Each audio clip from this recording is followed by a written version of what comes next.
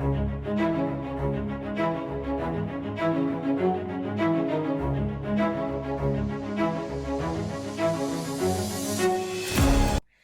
everyone, welcome back to Teach and Reach YouTube channel. I am Loretta Holmberg. On this channel, I share tips, tricks, and strategies for online teachers in order to educate, empower, and elevate ourselves to be better teachers all around in our classroom. So today I'm sharing with you 4 secondary rewards that I use in the classroom for 9-year-old students and above. So like the older age group. I don't always use secondary rewards. Sometimes with a regular student in my VIPKID classroom, I may not use reward. Their reward might be a lot of extensions instead of reward just to give them an extra star or whatever. And usually my rewards are not stars. So let me share with you what they are. The reward is tied to student engagement in the classroom as well. And sometimes it's also tied to what we're doing in the classroom itself. So 9 years old and above, sometimes you may have a 9-year-old that is in level 2, but a lot of my 9-year-olds are at level 3 and above. All right, so I'm going to share with you here. So if you haven't already, make sure that you subscribe to this channel and click on that bell and like this video. That will help me make more content to share with you. Thank you. Okay, so one of my rewards that I really like to use is this. This is a Dollar Tree die. It has 6 faces, obviously. It's a die, right? And it has like a dry erase surface that you could write, and I write the 5 W's and 1 H. So it's who, what, where, when, why, how. And I'll roll it, and the kid on the other side. Now I only use this if I know that the kid on the other side of the screen can actually make coherent full sentences without much help. All right, so just roll, and whatever it faces up, I'll show it to them. So that's a when. So they get to ask me a question, right? They might ask me, when do you eat? When do you play? When do you, I don't know, what were some of the questions that they've asked with when? When do you go on vacation? Yeah, I've had that before. And then I just give them an answer. So they can ask me questions that are related to my life, all right? If it's way too personal, I'll just tell them, skip, ask another question, and they get it. Most of them just ask simple questions, and then they get to know more about me. And sometimes I add another step. So if the kid is really fluent and they ask me a question, it goes by really quickly, I get to ask them a question as well. So let's say if we ended on how, he asked me a question on how do you get to work each day? I'm like, I go from one room to another room. That's how I get to work each day. And then I get to ask them, like, I get to ask them a how question as well. And they get excited about it because it feels like I want to know more about their life. And I do. And I actually record their answers. And if it's a student that's like completely new to me, I may record their answers in the notes section of their profile so that it's just some facts that I know more about them, right? So that's the die. So this is a spinner that I got from the Dollar Tree store many years ago, and I just put questions on there.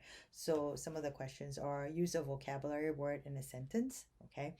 What part of the story did you enjoy and why?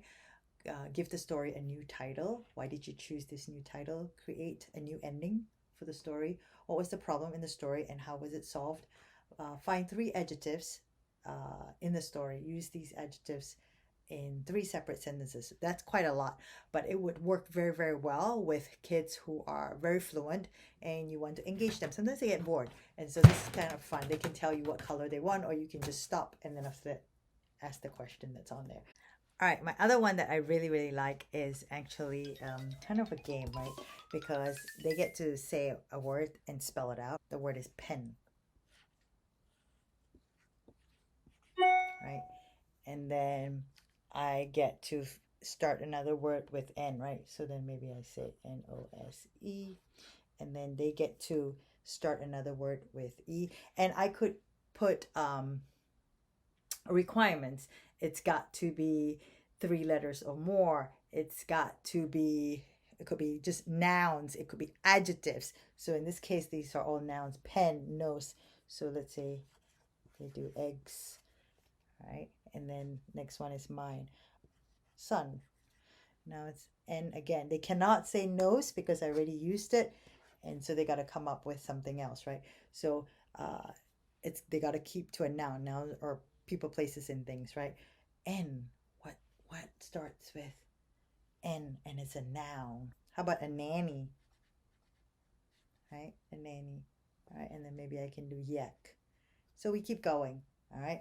And if it's adjectives, so then we learn adjectives. Adjectives describe the noun, right? And so they can start first and they can tell me cold, okay? So cold, and I'm like, okay, well, it's dark. Now, K.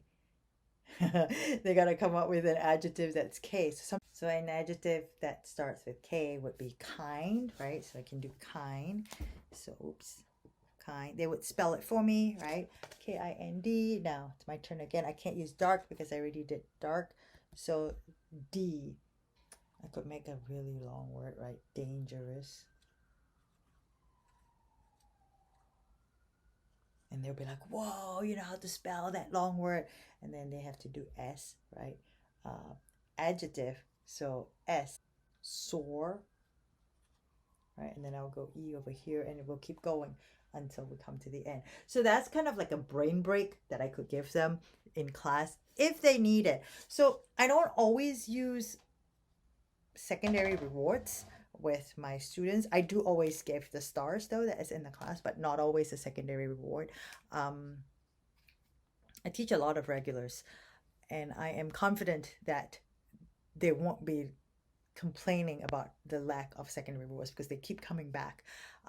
Sometimes even with my new students that are on my schedule, I don't necessarily use secondary rewards. I feel like the time that I spend with them on the content and extending the content is very valuable, and my praises and my high fives during the lesson as well as the stars, I think, count towards rewards. I think the high fives, although it's not a tangible thing, right? We're not doing something, we're actually high-fiving. I think that's praise and that's enough. And so that counts towards it. But if I do want to get a secondary reward real quickly, one of my favorite ones are this one and this one. All right. I do not play hangman. I do not play tic-tac-toe in a regular sense. Now, I don't play the regular tic-tac-toe. I do play vocabulary tic-tac-toe. So if we're having a lesson on, let's say it's a lesson on fish and reptiles, right? And I'll have two different colored, right? So they'll tell me, so let's say a characteristic of a fish, right? What do fish have? So they say gills, right? So then I will put it in a different color, gills. And then it's my turn. Where's my book? Okay. Maybe I'll do scales. Right. Scales. And then maybe they want to do fin, right? Fins. They will spell it and then I will write it down. And so we go on, but we're playing tic-tac-toe, but with vocabulary that's related to the lesson itself. So it's not just X's and O's.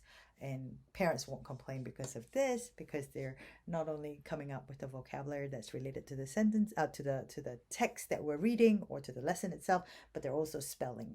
Okay, that is another reward that is quick and easy, and the older age group to play as well. So did you find that useful? Do you think you'll be using any one of these? Let me know in the comment section below. And if you haven't already subscribed to my channel, go ahead and subscribe, hit on that bell and like this video, and be sure to comment so I know whether or not you found any of these helpful and whether you're planning to use any of these, or maybe you already use something. Share with me, share with the rest of us really, what kind of rewards you use. So I also use Google Slide rewards. I tend to use the lesson specific Google Slides, but like one of my audience member who said he does not like to use, he does not like Find a Star. I don't necessarily gravitate to Find a Star either. So when I use the Google Slides, I usually tend to find those that have the would you rather questions or something that's not related to Find a Star. Okay. I I prefer if they have given a choice to do something or another. I know find a star is choice as well, but just finding a star is not as fun for them. I think, if they're thinking like, would you rather do this or this? Or if I use Google Slides, it's usually lesson specific Google Slides. Like I said earlier, I very rarely actually use secondary rewards in my classroom. I've been with VIPKID for slightly more than a year now. Um, I've not had any complaints, but I usually extend lessons if needed, and I do spend more time on the content itself than on secondary rewards. However, if I see that a child needs to be motivated or engaged, then I will tend to bring one of these out. And if it's a little kid, I will do something else. It might just be like, dino coming out, and I have like several dinos, so like they will come out and do something with the child.